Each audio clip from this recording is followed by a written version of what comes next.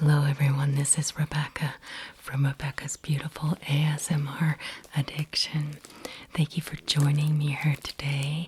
I think you'll enjoy these bedtime stories on more than just one level. It's not just soft-spoken, but there's also those nostalgic dust jacket crinkles that I treasure. And I sure hope that you'll enjoy story time, bedtime story hour. Let's begin with something to crow about. Okay. This is Story and Pictures by Megan Halsey Lane.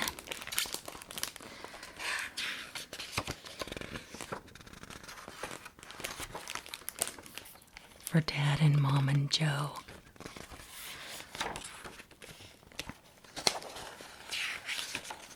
Cassie and Randall were young chicks.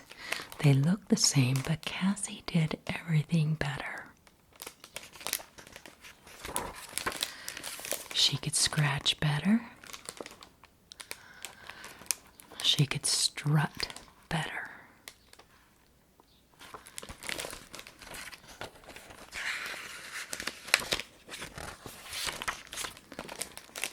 She could cheep better. Cheep. That's my imitation of a little chick. She could even find worms better.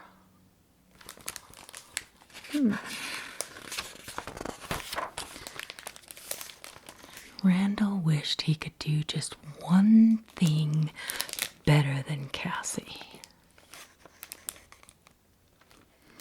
He's holding up the worm. Trying to cheep and scratch and all the same things that she did. Well, as time passed, the chicks grew up. And one day Cassie learned how to lay an egg. Randall thought that was truly wonderful. He wanted to lay an egg too, so he tried. The look on his face. And tried. Cassie said, "Silly, boys can't lay eggs." Ooh, Randall was mad.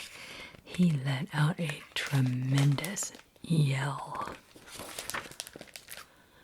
Cock-a-doodle-doo.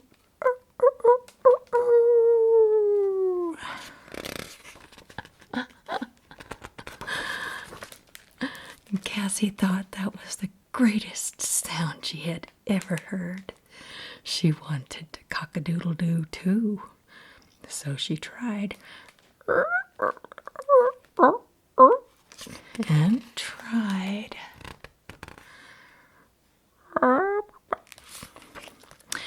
And tried.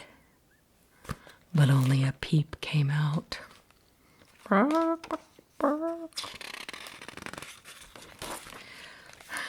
Randall said, "Cassie, you can lay eggs, and I can cock-a-doodle-doo." And Cassie and Randall learned that being different was really something to crow about. Isn't that sweet? Oh my gosh.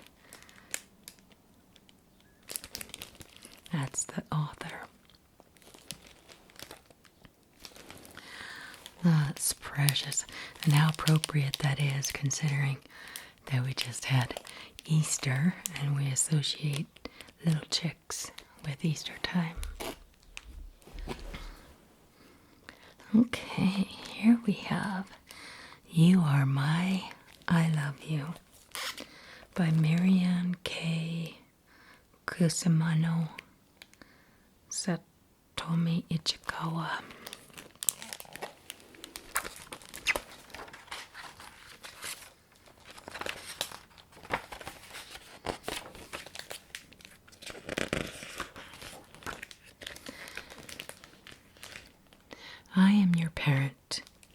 You are my child. I am your quiet place. You are my wild. So pretty. I am your calm face. You are my giggle.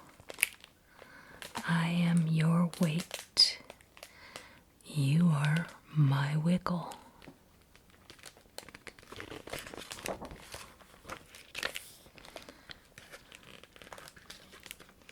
I am your carriage ride. You are my king. I am your push. You are my swing.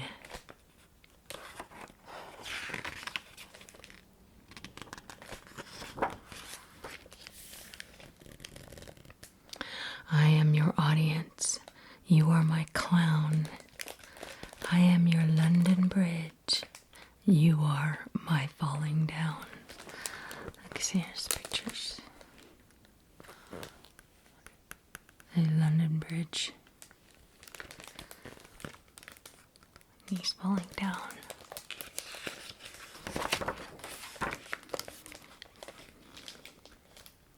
I am your carrot sticks. You are my licorice. I am your dandelion. You are my first wish. So pretty.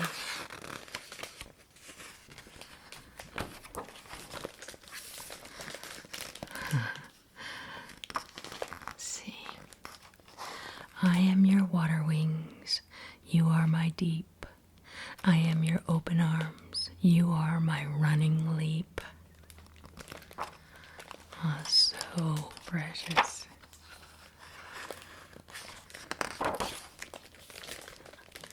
I am your way home. You are my new path. See, they different scenes here. They're cute. He's trying to get under a fence. Reminds me of Peter Rabbit, but these are bears. I am your dry towel. You are my wet bath.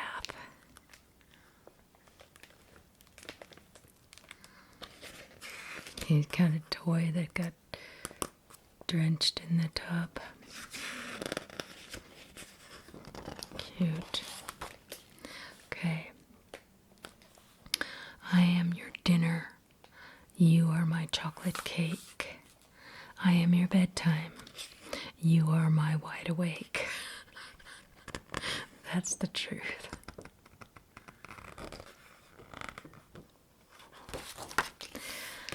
I am your finish line. You are my race. I am your praying hands. You are my saying grace.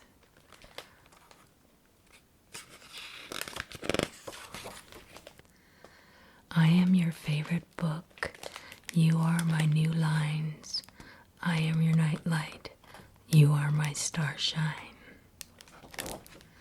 See, Mama's reading him a book, just like I'm reading you a story.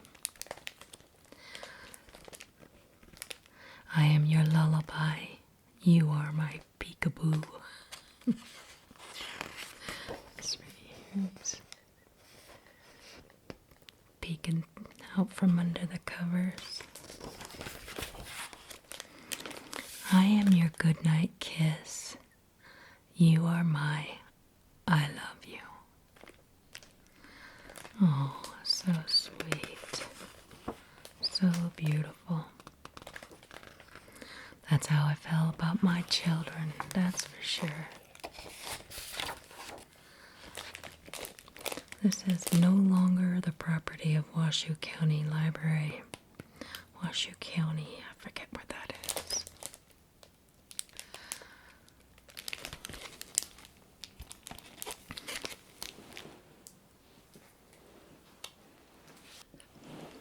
Okay, Okay, this one is called Police Officers on Patrol by Kirsten Hamilton. Pictures by R.W. Alley.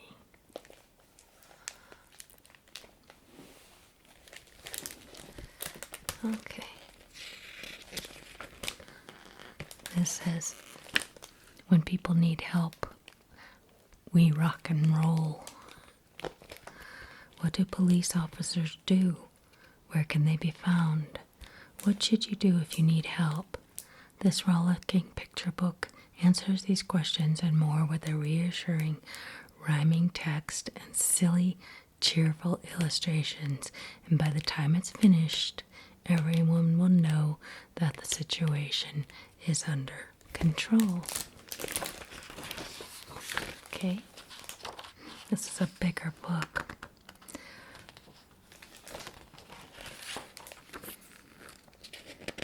This one's for Tobias, Rock and Roll Bubby. These people are walking into the police station. Alright, let's see if we can get all of this in so you can see it. Uniform, badge, radio, police officers get ready to go. See, they're in here getting dressed for the job. That's the men's lockers. And this is the women's locker room. There's a police dog in the women's locker room with her. So they gotta wear a uniform, a badge, and a radio, and they got a hat. Some of them wear a hat. Okay. Squad report, Sergeant Santol. People need help. Let's rock and roll. Okay, let me read that the way it's supposed to be. Squad report, Sergeant Santol. People need help. Let's rock and roll. Okay, so he's giving a command to the police officers to get out there and go do their job. That's what they're doing. Okay. A broken light might cause a crash. Who can help? Who is fast? Oh yeah, see if the signal in the middle of the street goes out, then people could all get confused and go in towards the middle. This guy's taking all the calls. Officer Mike on traffic patrol.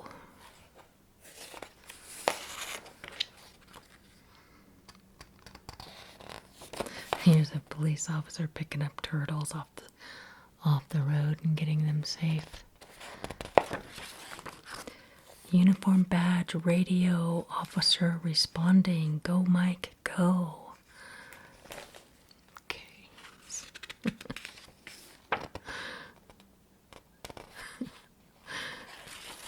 Okay. Okay, so this is at the traffic light. Somebody's fixing it here. And there's a police officer in the middle directing traffic until they get it fixed. Situation under control. When people need help, we rock and roll. So this is Sergeant back at the station, making sure that all of the people were doing their job. Okay. This little boy can't find his mom. He needs help. Who will come? Okay, so this mom was busy for a second, and the little boy ran off chasing his balloon, and now he suddenly doesn't know where he's at. Look at all the bunnies around him. Okay, they actually have a place where people can call the police in the park. I wonder where that is. I've never seen anything like that around where I live. Officer Jan on mounted patrol. The dog is holding the phone in his mouth. That's so funny. Oh, this This is probably New York. One of those. I can't remember the name. Central Park in New York, and where the police are on horses. Uniform badge radio, officer responding, go Jan, go. So here she goes, she's on her horse running to the rescue. So cute. And she picks up the little boy and puts him on her neck.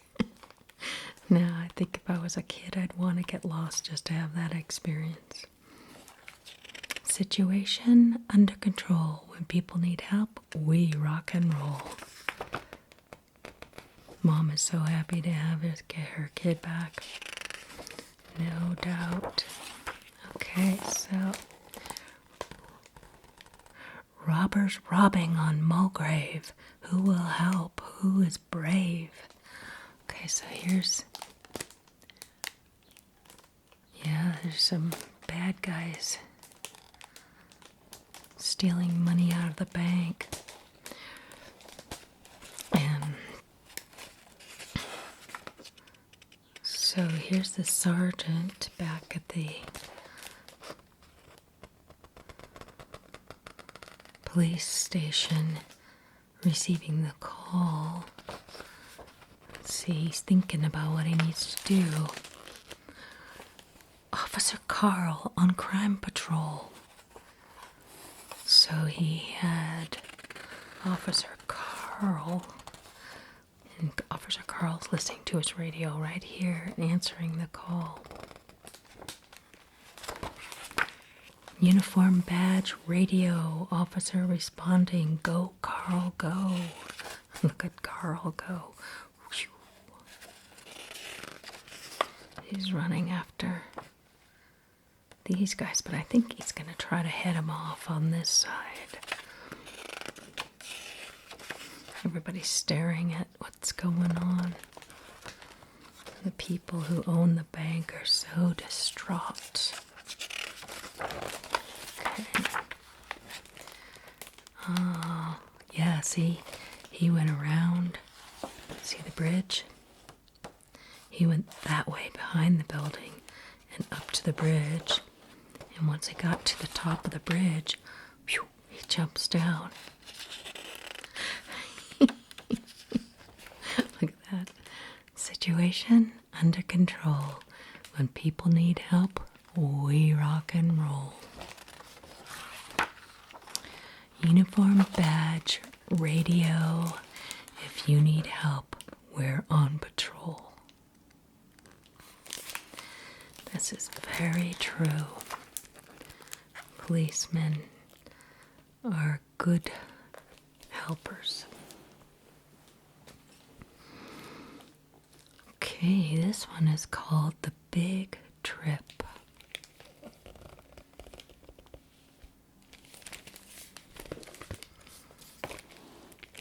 What could be more fun than a big trip? Pig can't wait to go. Goat is not so sure. This used to belong to the Schaefer Elementary School in Litchfield, California. Okay. It's going to be hard to get all these pages into the picture here. It's big. I am going to take a trip far away, Pig said to Goat one day. How will you go? Asked Goat.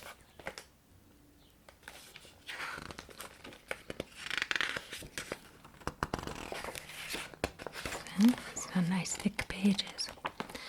Let me think for a moment, said Pig. Maybe I will go by bike. That will be a very nice trip.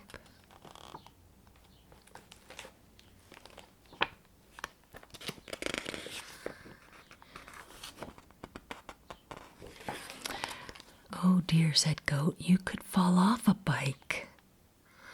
Ah, said Pig, then I will drive a car. So they show him falling off his bike and the rabbits are laughing at him. then I will drive a car. So Pig is in a car here. Alright.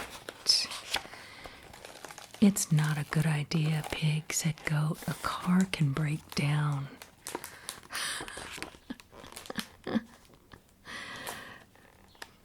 We should call Goat Negative Nelly, because that's worrying a lot about things that might not happen. Oh, said Pig, then I shall go by horse on my trip. So he got Pig imagining that the car might break down, so he's going to try a horse instead. Okay. I'm not sure about that, said Goat. Horses can be very jumpy. So now he's got Pig worrying about the horse bucking him off and running away. Okay, said Pig, then I am going to go by donkey cart. A donkey is very quiet.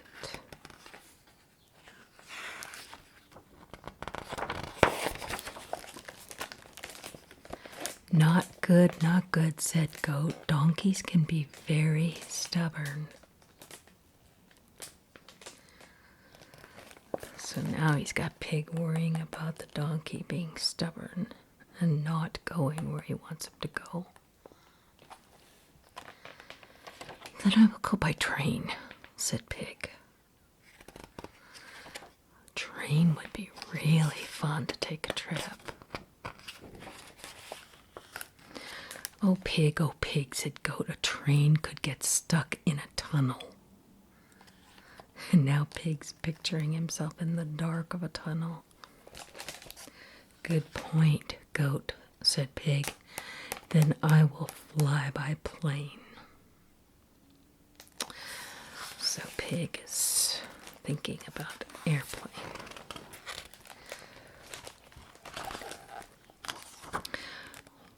What if the engine stops, said Goat. You'll have to parachute. True, said Pig. Then I will go by hot air balloon. The hot air balloon could have a hole, said Goat. Wow, Goat is thinking of all the bad things that could happen. Okay, I will not travel by land, I will not travel by air, I will go by sea, said Pig, on a ship. It's pretty. That looks like a lot of fun to go on a trip by ship. Oh no, exclaimed Goat, don't do it. The ship could run into a reef when passing through a fog, or run into a heavy storm at sea, and there are sharks all around at sea, so many you couldn't count them. So now Pig is imagining himself having to stay in the water on a life jacket or being eaten by sharks.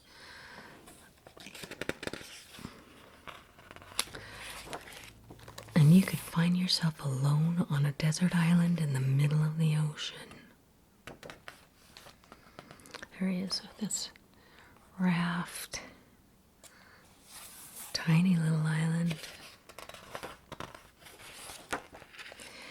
With pirates that could come on the desert island by pirate ship. The pirates are wolves and raccoons chasing the pig. Oh my goodness. Finally, Pig says, "Stop, stop, stop."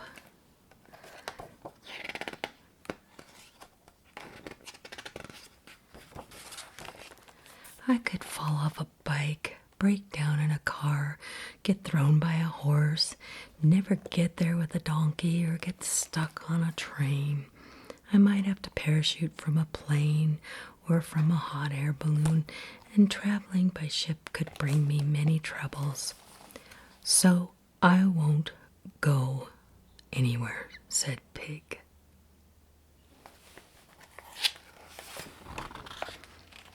Having a big trip is a very scary thing.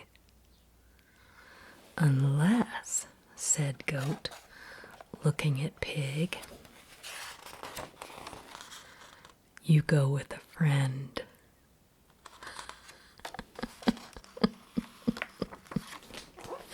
So that's what Goat was up to.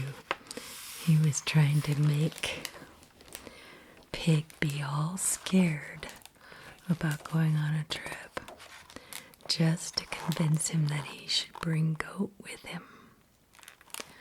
Isn't that cute? Okay.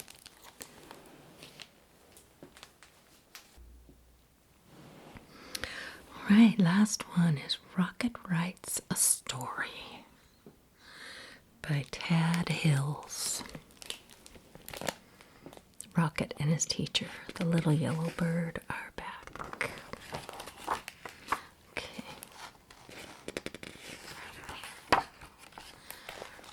Rocket loved books. He loved to read them to himself. Here, I'll read and you look at the picture. He loved to read them to himself or to sit quietly by his teacher, the little yellow bird, as she read them aloud. Rocket even liked the way books smelled. When he opened a new book, it smelled like a place he'd never been to, like a friend he'd never met. The little yellow bird agreed. Books are inspiring. They make me sing.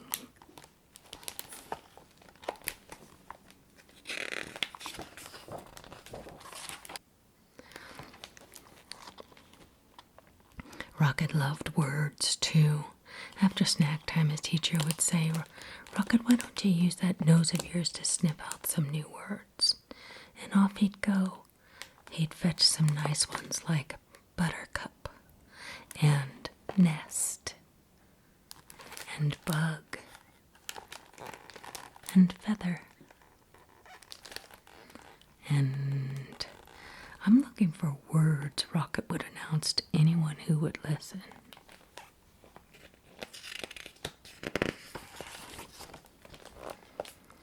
Rocket always brought his words back to the classroom and wrote them down. The little yellow bird would help him spell the tricky ones, and then they'd hang them on the word tree. See, you can see those. Sometimes the bird added her own words to the collection. This one is small, but I promise it'll come in handy, she'd say. Magnificent, chirped the little yellow bird once their tree was covered. Now what shall we do with all of these splendid words? Rocket thought all afternoon, and then he had an idea. Oh, look at all those words. Okay, so the Rocket had all the words that were the bigger words, and then the yellow bird, who's a teacher, would add the little ones like the and up and for.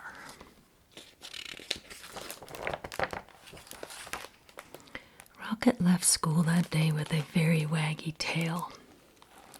I'm going to write a story, he declared to Fred and Emma. My story will be an adventure about the great wide world, he told a butterfly. I will use many words, he explained to Mr. Barker. Hello, up there, he called as he passed the tree where he had found the word nest. I'm going to write a story. The next day, Rocket returned to his classroom. It was time to begin. He looked down at the blank page, and the blank page looked up at him, but no story would come. At snack time, Rocket gave up. I don't know what to write, he told his teacher.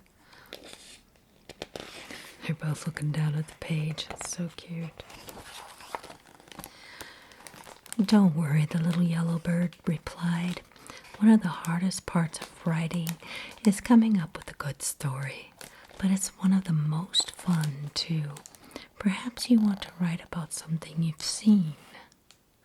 A bug? Asked Rocket. Yes, saying his teacher. Stories need good characters. Or what about something that happened to you, or something you really enjoy? My favorite stick? Suggested Rocket. Of course, said the bird. Or you could write about something that inspires you. Inspires me? Said Rocket. Yes, something that excites you, the little yellow bird sang.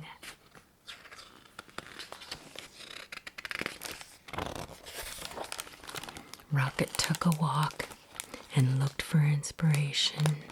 He thought about friends and he knew and the places he'd been.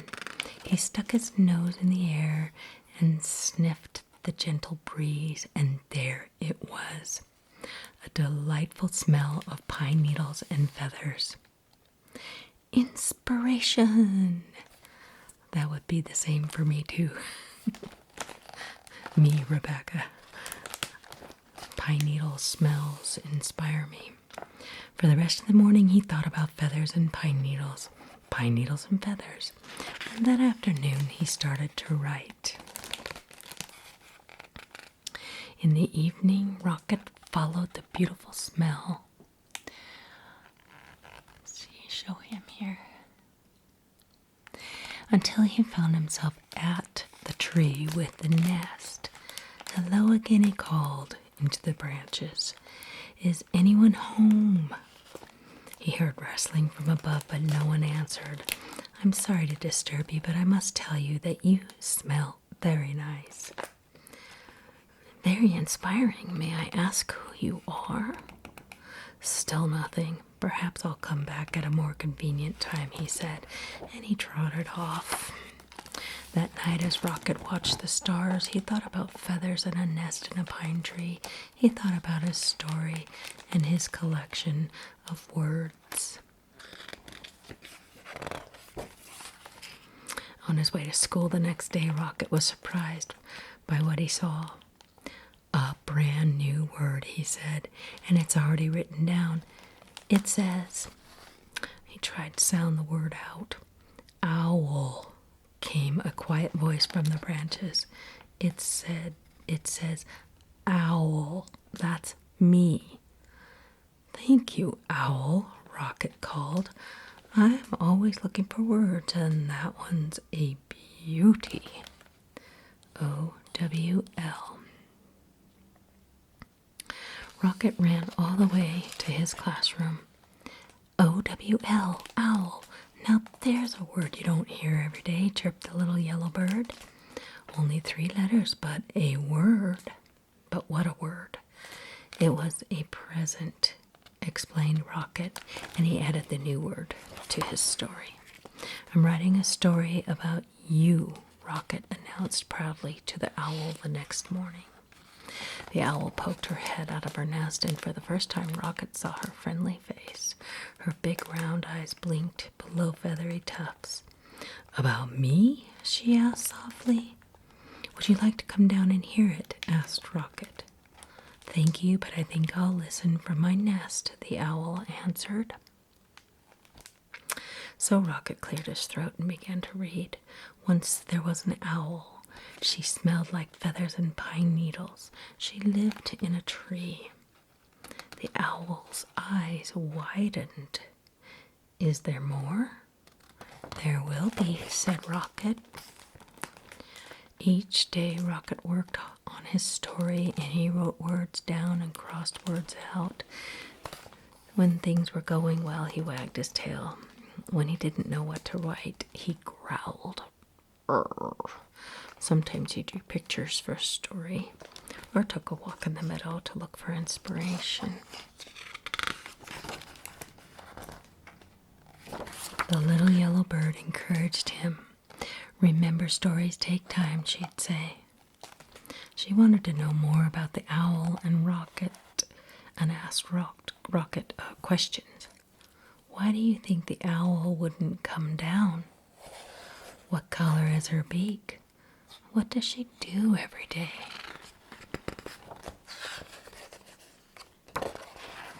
Rocket wanted to know more about the owl too. He visited her tree often and read her his story, which changed every day. The owl was captivated. And when Rocket stopped, she would always ask, "Then what happened?"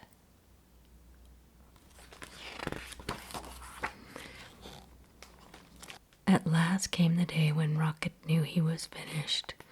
"What a fine story," chirped the little yellow bird after she'd read it. Rocket ran down to the owl's pine tree. "It's done," he called.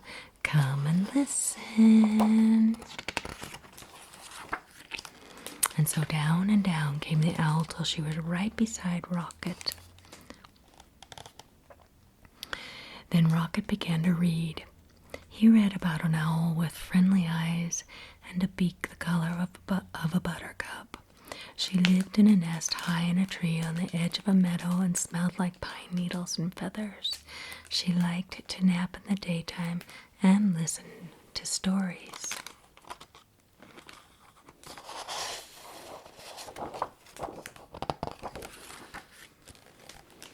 Branch by branch, the owl came down from her nest. Rocket read. She was shy, but she was brave too. Suddenly, Rocket stopped. He wrote something on his paper, then began to read again. One day, the owl came all the way to the ground and became my friend. The owl blinked. "Can there be one last sentence?" she asked. "Can you say, 'And the owl liked the story very much'?" "What a perfect ending," said Rocket.